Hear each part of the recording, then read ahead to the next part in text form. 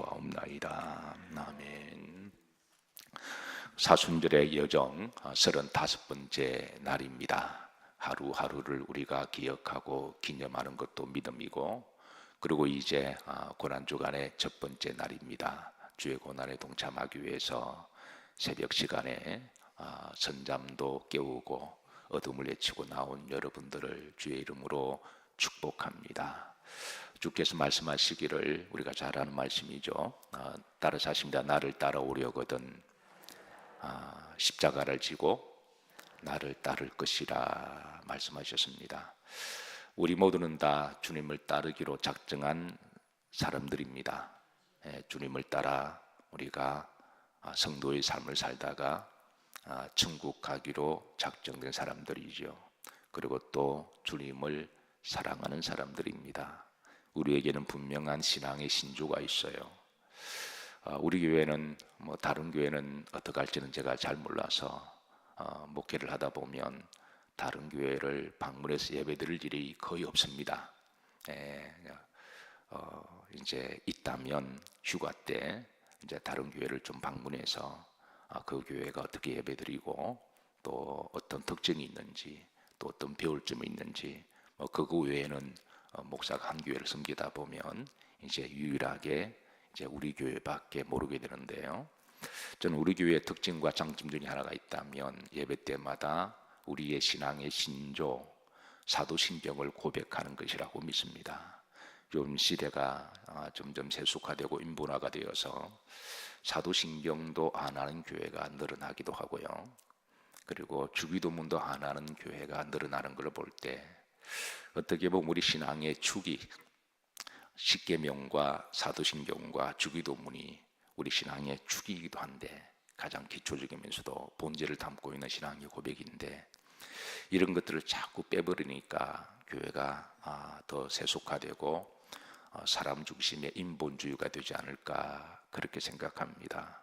특별히 사도신경은 우리 그리스도인들이 성경을 압축한 엑기스만 모아놓았던 신앙 고백의 신조죠.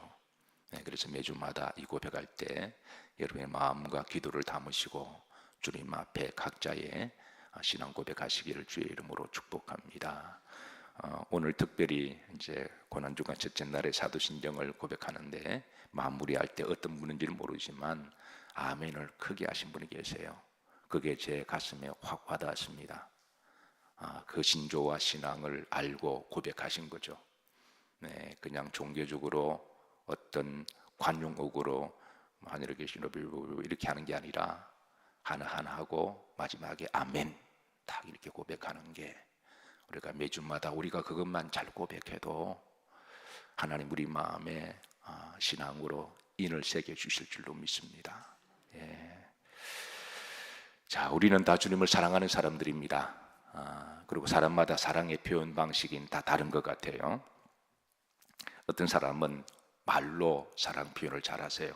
특히 서구 사람들을 보면 볼 때마다 I love you 라고 말을 하고 대화를 마칠 때마다 I love you 말을 합니다. 그것도 참 좋은 것 같아요. 말할 때 달콤한 말로 사랑합니다, I love you 이렇게 하는 것도 참 사랑의 표현 방식이 좋은 것 같아요. 우리 옆으로 보시면서 옆으로 보지 마시고 새벽에 서로 민낯이니까 앞으로 보시고 목소리는 옆으로 가도록 하면서 사랑합니다 한번 서로 표현하시죠. 앞으로 좀 그런 표현을 좀 많이 했으면 좋겠어요. 가족들 사이에 우리 가족들 사이에 안 하면 누구한테 할까요?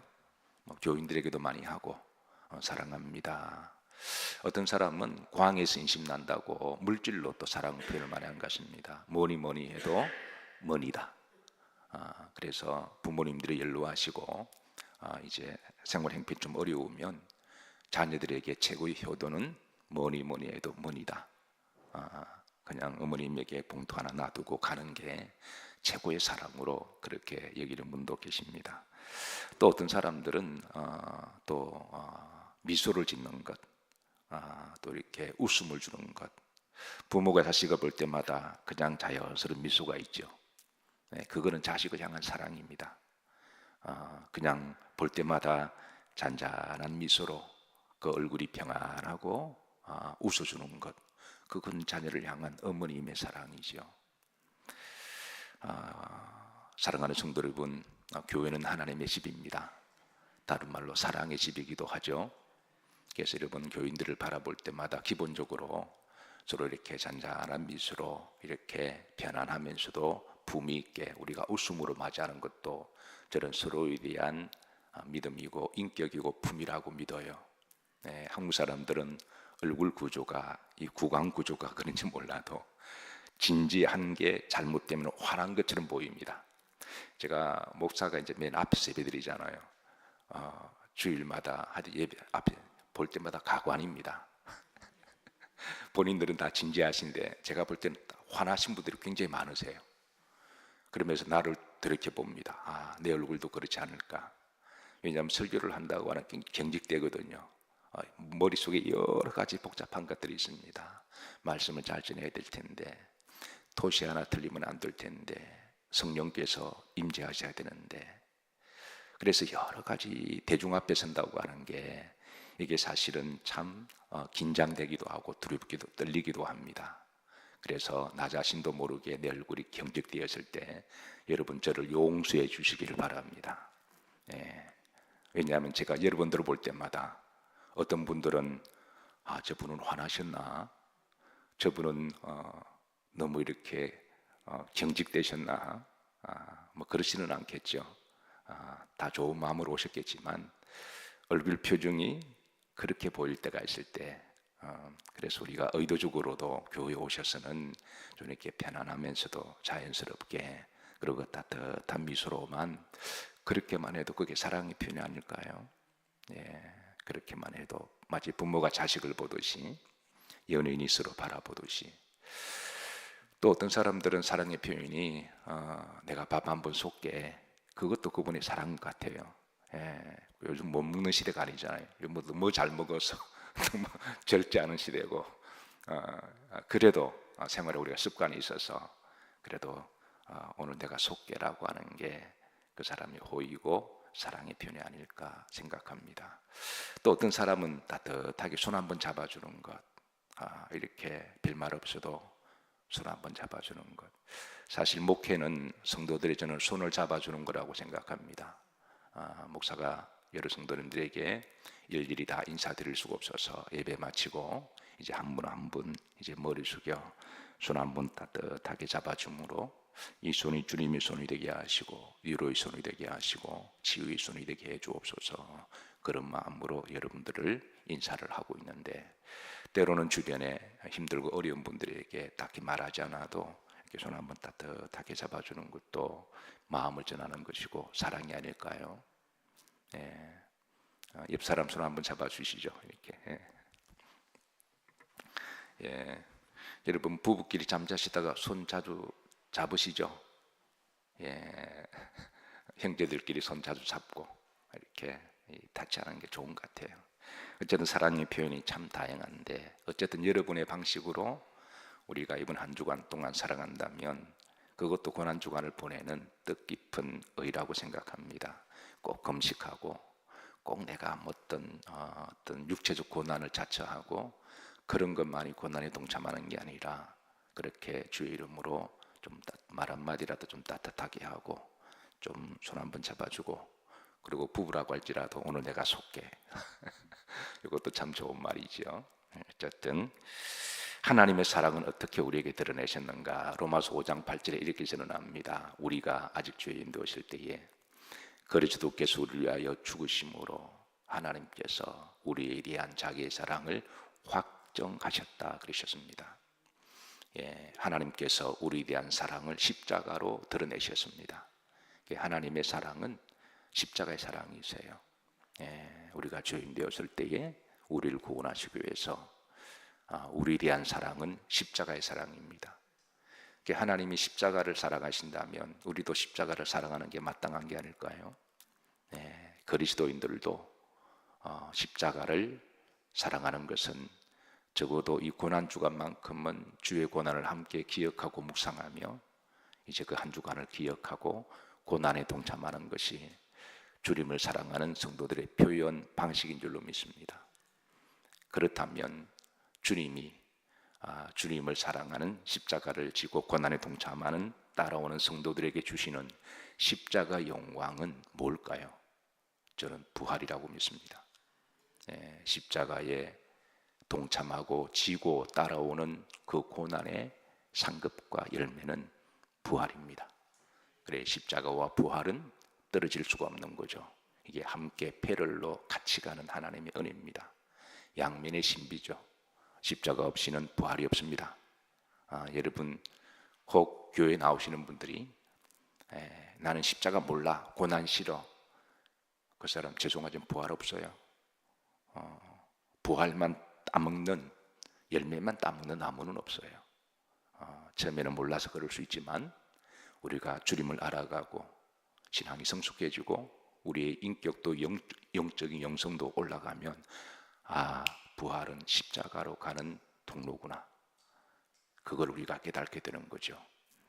이번 고난주간에 이제 주의 고난에 어떤 식으로든 동참하고 기억하고 기념하시면서 이 십자가와 부활의 이 신비가, 축복이 늘 함께 하시기를 주의 이름으로 축복합니다.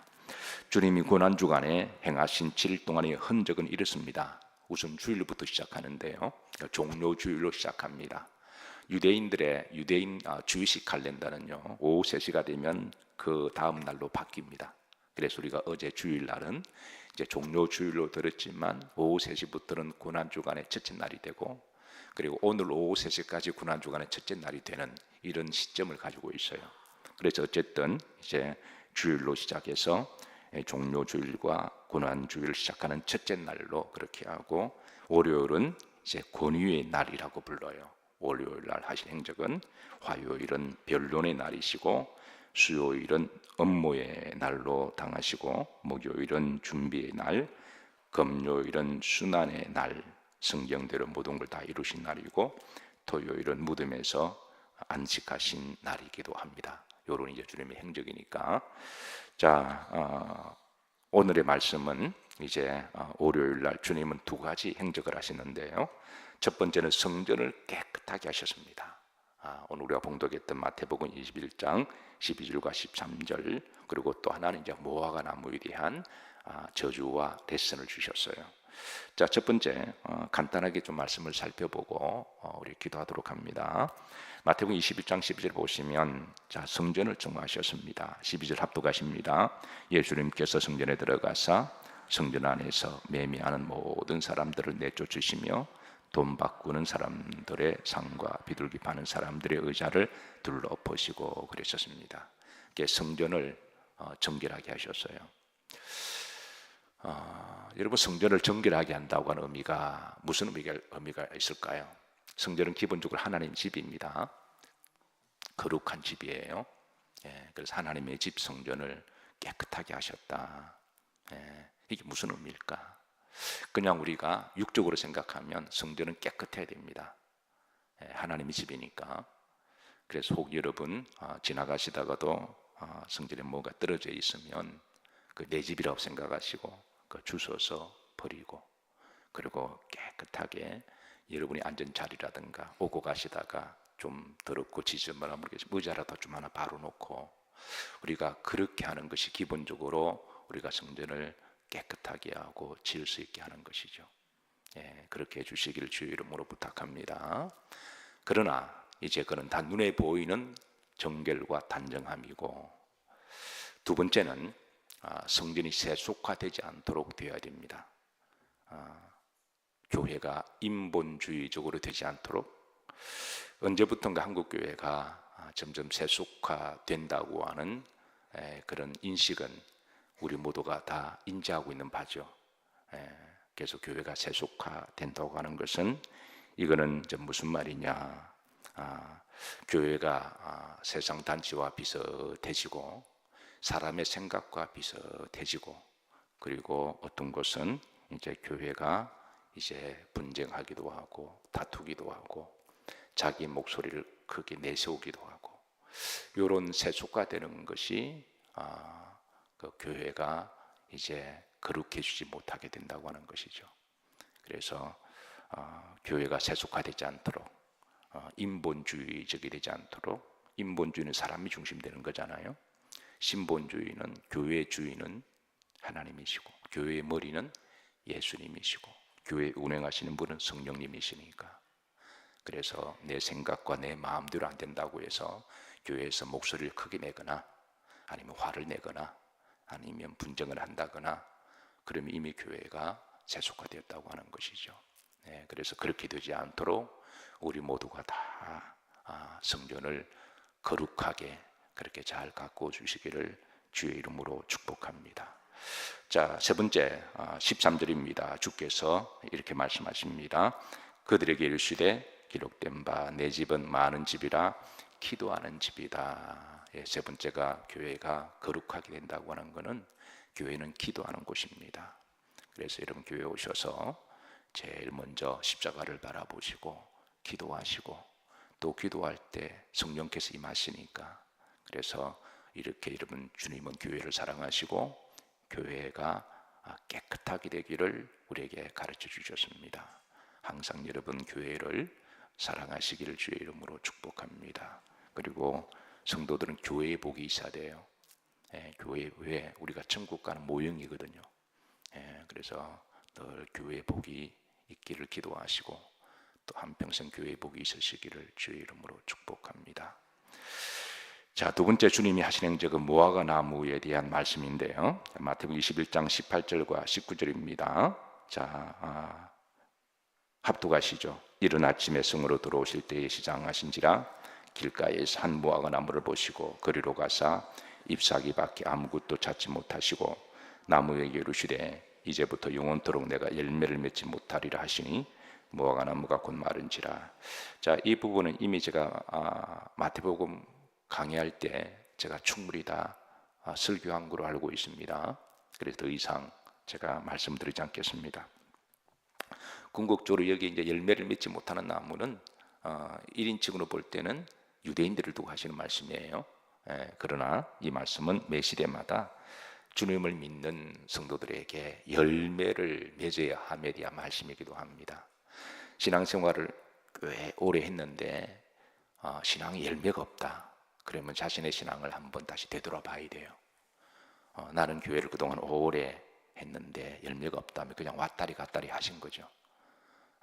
당연히 우리가 꽃을 심고 나무를 심어도 꽃은 시간이 되면 꽃을 피워야 되고 나무는 시간이 되면 열매를 맺는 거죠.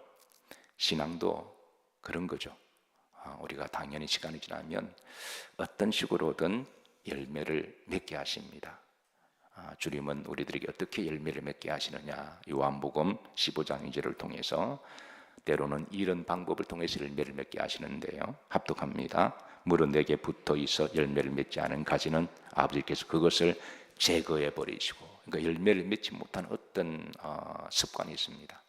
영양분이 글로 다 나가는 거죠. 영양분이 글로 다 빼앗기면 그 영양분이 가야 할 때를 가야 열매를 맺는데 영적으로 가야 할 영양분이 에너지가 단 쪽으로 세상 쪽으로 다 가버리니까 그러니까 열매가 없는 거죠. 그럴 때는 하나님 이 가지들을 그냥 과감하게 잘라버리신다는 거예요. 자를 때는 아프죠. 세상에 고난을 좋아하는 사람 아무도 없습니다. 그러나 우리는 때로는 고난을 통해서 우리가 주의 율례를 배우기도 하죠. 그래서 시편의 119편 70절에 보면 이렇게 시인은 고백합니다. 고난당하는 게 내게 무엇이라? 유익이다. 유익이다. 사실 고난은 아파요. 누가 내 팔 자르면 피가 출출하고 아프죠. 누구한테 얻어 터지면 시퍼렇게 멍들고 아프죠. 그러나 우리가 그 고난을 통해서 우리의 또 다른 형상을 봐요. 그래서 또 고난당하는 게 내게 뭐다? 유익이다. 그렇게 말씀하시고 이를 통해서 내가 주의 뭐를 배우게 되었나이다? 율례를 배우게 되었나이다 라고 그럽니다. 사실 주님이 고난주간을 맞이해서 나를 따라오려거든 십자가를 지고 나를 따를 것이라 그랬잖아요. 사실은 주님 우리들이 고난을 통해서 우리에게 뭔가 배우기를 원하시는 거죠. 내가 당하지 않으면 모르는 것들이 있습니다. 내가 겪어보지 못하면 알지 못하는 것들이 있죠. 그러니까 내가 당해보고 겪어봐야 내가 알듯이. 그래서 우리가 고난에 동참하면서 그때 우리가 주의 율례들을 배우는 것들이 참으로 많습니다. 사랑하는 성도 여러분, 이 무화과 나무 열매가 없음을 주님이 책망하셨듯이 우리에게 이제 신앙의 열매가 하나하나 맺혀가는 신앙들이 되시기를 주의 이름으로 축복합니다. 어쨌든 열매를 어떤 식으로 열매를 맺어야 돼요. 성경은 그 열매의 종류를 갈라디아서 5장 22절에 보면 오직 성령의 열매는 사랑과 희락과 화평, 오래 참음, 자비, 양선, 충성, 온유, 절제 이런 열매들을 가르쳐 주시는데 이런 것들은 성령의 열매라고 말씀하는 거죠. 그러나 이런 열매들, 여러분 이런 열매들 가운데 한두 가지라도 조금씩 익어가시고 열매를 맺어가시고 열매를 맺어서 여러분도 드시고 열매 맺는 사람이 농부가 열매 맺으면 먹는 기쁨이 있잖아요. 여러분도 드시고 가족들에게 좀 나눠주시고 또 주변 사람들에게 나눠주시면 얼마나 복된 거예요. 그리고 또한 우리가 맺는 열매는 성령의 열매뿐만 아니라 선행도 여러분 열매입니다. 주의 이름으로 지나가는 소자에게 물 한 컵 대접하는 것 참 좋은 마음이에요. 어떤 분들은 참 남을 섬기기를 좋아하세요. 저는 그런 분을 볼 때마다 참 좋은 열매시다, 참 훌륭하시다. 아무나 섬기지 않거든요. 그래서 그래도 어떻게 뭘 대접하려고 하는 걸 보면 참 그분 인격과 신앙이 훌륭하신 거죠. 또 어떤 분들은 자비도 여러분 좋은 열매죠. 긍휼도 열매입니다. 힘들고 어려운 사람들 보면 냉정하고 그냥 모른 척하는 게 아니라 딱히 뭘 도와줘서 그런 게 아니라 그냥 마음을 따뜻하게 품고 같은 마음을 가지고 함께 동정하는 것, 여러분 그것도 좋은 열매죠. 눈에 좀 뭉클뭉클 맺히셔서 함께 아파하는 것. 또 그런가 하면 여러분 우리가 또 전도도 귀한 열매가 아닌가요? 복음을 전하는 것. 한 영혼이 천하보다 귀함을 알고 한 영혼을 잘 섬겨서 어떻게 하든 그 영혼이 구원받아 지옥 가지 않고 천국 가게 하는 것. 이것도 주님이 귀히 보시는 열매인 줄로 믿으시길 바랍니다. 어쨌든 열매들이 참 많아요. 과일나무도 많고 열매 종류도 많듯이 우리 그리스도인들이 자신의 영성을 돌아보면서 내가 교회를 그동안 몇 번 왔다 갔다 이것도 중요하지만요, 신앙생활 몇 년 이것도 중요하지만 그러나 내 열매가 뭔가 이걸 자신을 자주 우리가 점검하고 그런 열매가 점점 더 무르익어가고 또 열매가 맺히는 것들이 많아진다면 이 고난주간에 우리가 어떤 분들은 이제 금식할 수 있으면 금식하시고요. 우리가 참고 이렇게 이것도 그것도 좋은데 주님이 더 기뻐하시는 것은 이런 열매들이 아닐까요? 어쨌든 어떤 식으로든 주의 고난에 동참하셔서 이제 열매들을 많이 맺으시기를 주의 이름으로 축복하며, 그리고 십자가의 고난의 영광은 따라 사십니다. 부활입니다. 이 부활의 열매와 영광이 이번 고난주간에 주님이 십자가를 묵상하시면서 더 기쁘고 행복한 고난주간이 되시기를 주의 이름으로 축복합니다. 우리 내주의 보혈은 254장